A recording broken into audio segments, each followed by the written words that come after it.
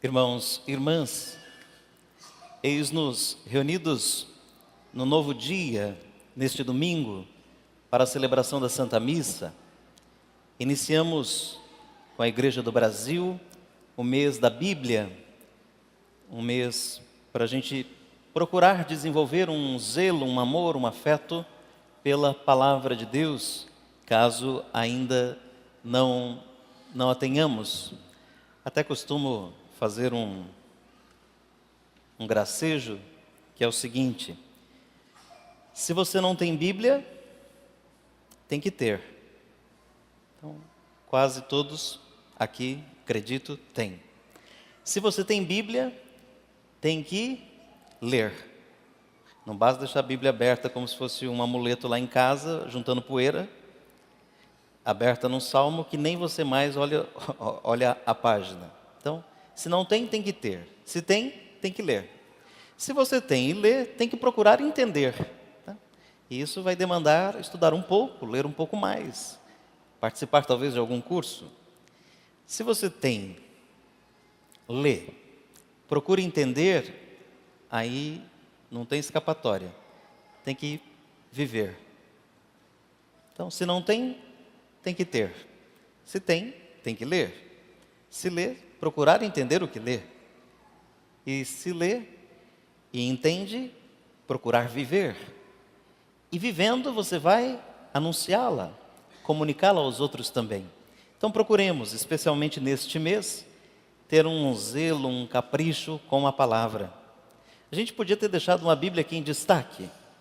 A gente podia fazer uma entrada com a Bíblia, mas não tem nenhum outro destaque mais importante que a gente possa dar do que você ter aí a sua Bíblia e acompanhar as leituras e descobrir, lendo, ouvindo, como Deus ama você, como Deus quer que você se salve, como que Ele te cerca de carinho e proteção e como Ele te corrige também. Tudo isso pela palavra, que, como diz São Paulo, é viva, eficaz, penetrante.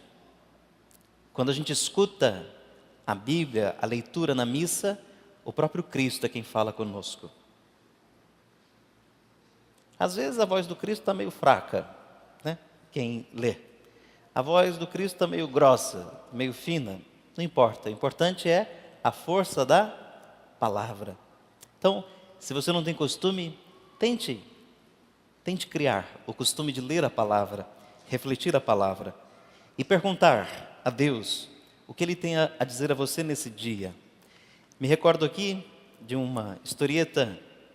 A senhora ouviu que o padre estava fazendo uma campanha para trocar as Bíblias velhas, para que todo mundo tivesse Bíblia e quem já tivesse alguma e quisesse trocar, podia também trazer para trocar e levar uma Bíblia nova. E a senhorinha foi à secretaria da paróquia e o secretário perguntou por que ela queria trocar, e ela explicou que a Bíblia dela já estava tão surradinha, tão usada com o tempo, tão passada. E esticando a conversa ali com o rapaz, ela disse assim: olha, moço, na verdade, eu nem sei ler. Ah, não, mas e a Bíblia é para a senhora mesmo? É para mim mesmo, Mas eu nem sei ler. Mas é o seguinte, olha, todo dia eu abro a Bíblia e coloco assim minha mão, minhas duas mãos sobre ela e pergunto, e digo assim para o Senhor: Senhor, o Senhor sabe que eu não sei ler, não sei nada do que está escrito aqui. Então eu te peço, porque sei que tudo que está escrito aqui é bom, que o Senhor me ajude a viver cada palavra que está aqui. Porque às vezes a gente tem olho bom, a gente sabe ler as letras, entende até o sentido da frase, mas não está disposto a ouvir aquilo como palavra de Deus, que move o coração da gente, que queima o coração da gente, que nos faz desejar ser melhores. O profeta Jeremias, na primeira leitura de hoje, nos dá um pouco desse exemplo. Jeremias era um pouco chorão, um profeta um pouco chorão. Até escreveu um livro chamado Lamentações. Se vocês que lamentam, se também quiserem escrever um livro, se inspirem no Jeremias, As Lamentações. E hoje ele diz o seguinte: Senhor, me colocaste numa fria, estava lá na minha vida, o Senhor me chamou para ser profeta, para anunciar a violência, a desgraça como consequência daqueles que não te seguem. Hoje, por causa da sua palavra, ele falando com Deus, por causa da sua palavra eu sou motivo de vergonha. Me ofendem, injuriam. A sua palavra me fere. Todos zombam de mim. Afinal de contas, irmãos, como no tempo dele e no nosso, nós estamos dispostos a ouvir quem fala palavras doces,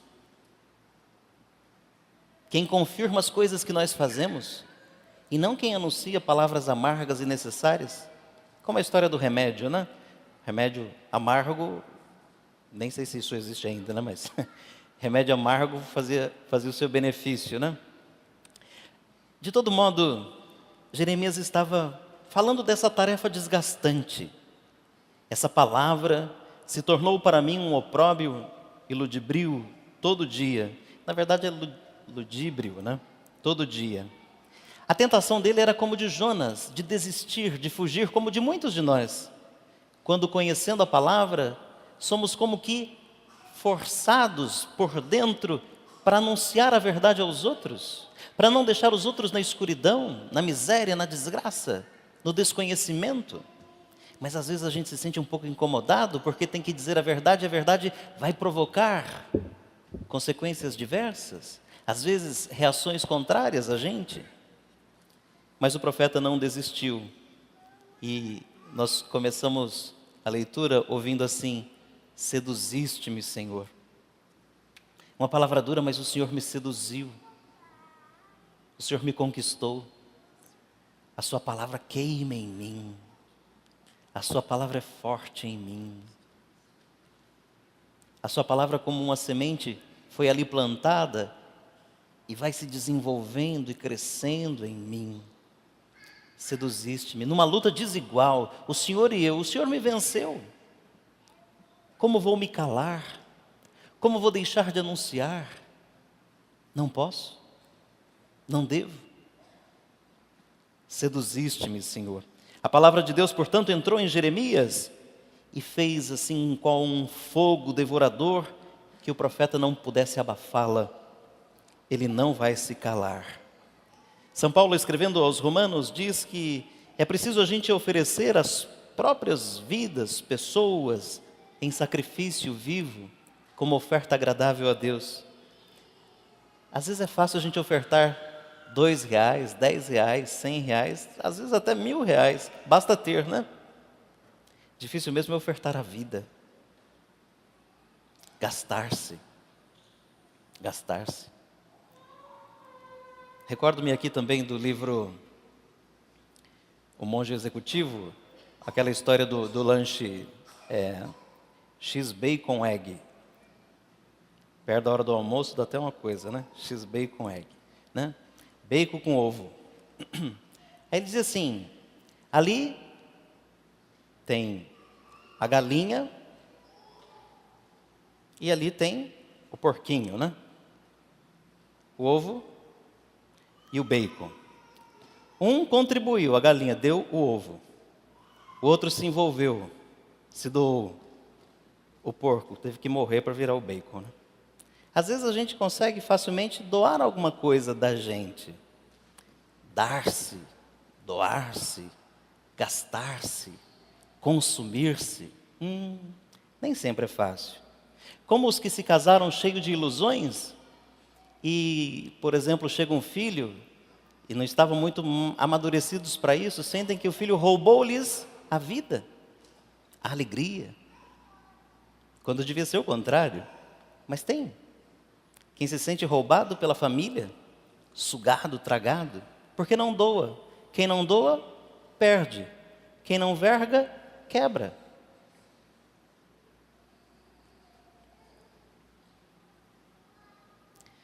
Às vezes você tem, ou eu aqui tenho, vamos ver o quê? Sei lá, essa aliança. Ok, tenho aliança. Amo demais essa aliança. Gosto demais, é uma coisa preciosa para mim. Aí eu lhe dou. Ficarei em paz, porque lhe dei algo meu e que gosto muito. Mas de repente tem aqui uma aliança de latão. Está aqui porque não tem onde pôr mesmo, fica aqui. Não gosto dela. Aí vem alguém e me rouba, nunca mais esqueço dela. Ela me consome. Porque eu não dei, me roubaram. A palavra de Jesus hoje, de algum jeito, diz isso para a gente. Não deixe que te roubem, se dê, se doe, se gaste.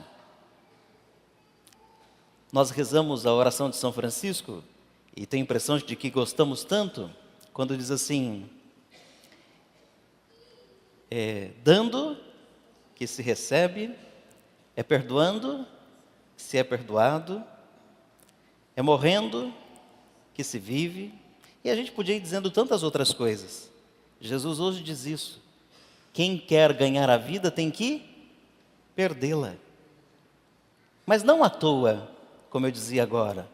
Tem que perdê-la por causa dele, por causa de mim. Por causa de mim. Vejam, uma pessoa está apaixonada, se bem que paixão é uma demência temporária, né? Vamos pensar uma pessoa que ame, né? Mais que paixão. E ela diz assim, olha, estou disposto a sacrificar a minha vida por sua causa.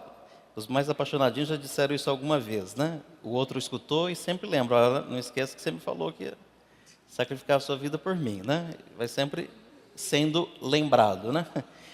Então eu estou disposto a abrir mão da minha vida, da minha carreira, de tudo, para seguir com você. Ok. São aquelas loucuras de amor que a gente topa fazer. Então eu pergunto, quais loucuras de amor a Deus você já fez? Se Deus ama você e você crê, se você diz que ama a Deus, e eu não duvido, cadê as loucuras de amor? Cadê as renúncias por causa dele? Às vezes não conseguimos abrir mão, sei lá, de um churrasco, para estar com o Senhor e com os irmãos. Não conseguimos abrir mão de uma horinha a mais de sono para ir à igreja. Ou então, programar um pouco mais o trabalho para não faltar um momento durante a semana para estar ali. Cadê as loucuras de amor que fazemos por causa do amor de Deus? Jesus diz que é preciso, quem quiser ser discípulo dele, quem quiser caminhar com ele, quem quiser ir depois dele, renunciar a si mesmo, tomar a sua cruz e segui-lo. A nossa civilização, o nosso tempo propõe a autorrealização do homem. Todos aqui querem ser realizados, felizes. Eu também. Eu também. Isso não está mal. O problema é o seguinte, nós que não gostamos de perder, a gente não gosta de perder nem sono, né? Nós que não gostamos de perder, precisamos aprender a perder. Para a gente ser mais maduro, tem que perder um pouco a infância, a juventude, ou não? Para ganhar um pouco mais de liberdade, a gente tem que perder um pouquinho de segurança. Tem que ser mais atrevido, audacioso. É perdendo que se ganha, aprender a perder, aprender a dar-se. Agora, o que é que nós podemos esperar dessa autorrealização humana? Talvez ela faça de nós pessoas mais cultas, mais respeitadas, ricas, mais importantes, plenamente autônomas, que chegam até com uma boa saúde numa idade avançada. Talvez deveríamos hoje nos perguntar que vantagens traz isso tudo no fim. Fiquei certa vez na véspera da morte de um bispo, né, com ele, cuidando dele, e era um homem muito culto, de outra diocese, muito culto, era doutor em Bíblia, falava lá algumas línguas estrangeiras, fluentemente, e era um homem muito culto, muito aceito. E conversava ali naquele último dia, ele, né, naquela dificuldade de respiração até, e me falou tantas coisas, tal. No outro dia, a vela apagou. A depender de como foi a busca dele, de que adiantou tanta briga, tanta desavença? De que adiantou tanta perda de sono, se não fez aquilo com alegria, se não fez aquilo com entusiasmo, se não fez aquilo com amor? Às vezes a gente faz tudo o que todo mundo faz para ser bom na vida, para ser uma família decente, para ter um emprego decente, para construir tudo decente. Mas o como a gente faz deve determinar a quem a gente segue. Pedro, semana passada, recebeu um elogio de Jesus porque ele tinha reconhecido em Jesus o Filho de Deus, não foi? Quem veio à missa? Tu és o Filho de Deus. Hoje ele escutou de Jesus: afasta de mim, Satanás. Olha, Pedro foi do céu ao inferno num piscar de olhos. Dentro de nós habita esse homem velho que precisa ser matado todo dia. Coisas boas que nós sabemos que devemos fazer, nem sempre conseguimos fazer, e fazemos coisas más que sabíamos que não deveríamos fazer. É preciso todo dia sacrificar esse homem velho que nos habita. Por quê? O que adianta o homem ganhar o mundo inteiro se depois ele perde a própria vida? Eu vou exagerar aqui no realismo, certo? Vou exagerar no realismo. Pessoas muito sensíveis, se segurem. Você passa a vida trabalhando por causa dos filhos, ou do filho, que hoje está diminuindo, né? Você vive em função do bichinho, do filho. E trabalha, sacrifica, chora. Você morre, os dois, ou ele, esbanja, brigam, nem aí pelo sacrifício seu. A vida segue. Está errado fazer isso? Não. O como fazer pode ser que seja. Às vezes descuida da família para dar coisas para a família. De que adianta o homem ganhar o mundo inteiro e depois perder a própria vida? Eu sempre pensava isso quando eu visitava lá os presídios. As pessoas roubam um monte, né, esses traficantes, esse povo, né? Mas não pode viver em paz. Esses políticos, então, que desviam milhões, como que dormem? Como que olham para os filhos? Alguns diziam assim que tinham vergonha de aparecer na televisão quando eram flagrados, por causa dos filhos. E quando roubava, não pensava nos filhos?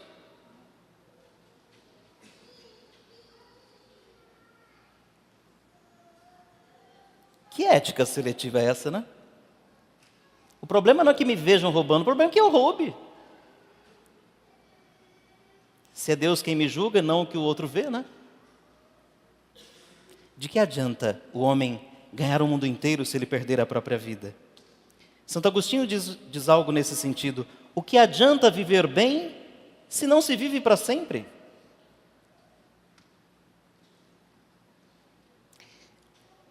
Renunciar a quê? Essa parte doentia de nós mesmos.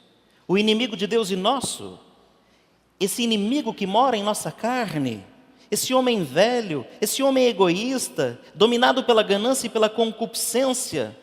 Aquele desejo dentro de nós para fazer o mal. Aquele que não é mais capaz de amar ninguém a não ser a si mesmo e ainda de modo equivocado.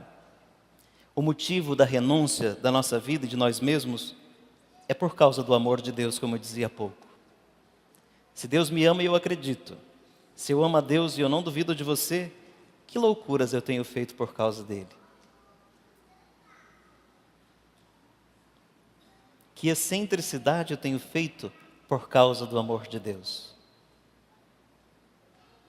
Peçamos a Deus que Ele nos ensine a perder-nos para que a gente se reencontre nele e encontre a vida eterna. Cedo ou tarde, irmãos, o tempo que nós temos aqui para jogar esse jogo vai encerrar. E o resto a gente vai fazer o quê? Quer dizer, na vida eterna a gente vai viver como? Hoje é o tempo que Deus dá para a gente, para se decidir por Ele. Vamos continuar ocupados com a vida, fazendo as nossas coisas, mas por causa dEle, colocando cada coisa no seu devido lugar e com o seu devido tamanho e peso. Que o Senhor nos ajude a sermos dele verdadeiras testemunhas. E ele só falou, termino com isso, e ele só falou para a gente assumir a cruz depois que ele falou que ele também ia passar pela cruz. Ele não diz, ó, vocês vão lá ver se é bom, se funciona, depois eu vou. Não. Ele falou que ia passar, ele passou, e ele disse, vocês vão passar também. Mas como eu vou ressuscitar, vocês vão ressuscitar também. Como eu vou vencer, vocês vão vencer também. Que o Senhor nos ajude a sermos dele verdadeiros discípulos, verdadeiras testemunhas. Louvado seja nosso Senhor Jesus Cristo.